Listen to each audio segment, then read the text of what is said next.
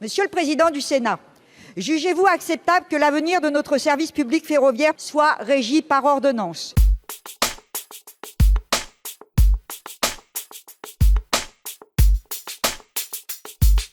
Le projet de loi relatif au nouveau pacte ferroviaire qui organise, le mot n'est pas trop fort, la liquidation de la SNCF comme grande entreprise publique nationale n'est pas un simple projet de réforme économique et sociale, c'est un projet porteur d'un choix de société. Le choix d'une société où l'argent et ses nouveaux préceptes, la rentabilité, la productivité, prennent le pas sur les idées mêmes du service public et de l'intérêt général.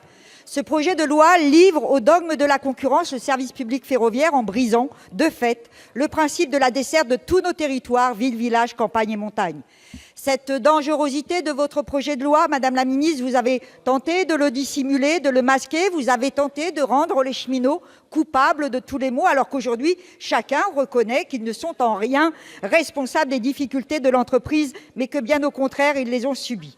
Vous avez donc truffé votre texte de recours aux ordonnances pour éviter le débat parlementaire. Vous avez dégainé un amendement de dernière minute en séance publique à l'Assemblée nationale pour transformer la SNCF en société anonyme et permettre une privatisation future, alors qu'il s'agit d'un point clé, sinon le point clé de la loi.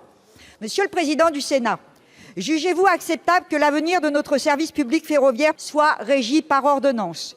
Monsieur le président du Sénat, doit-on accepter l'absence d'études d'impact sur de nombreux aspects du texte ?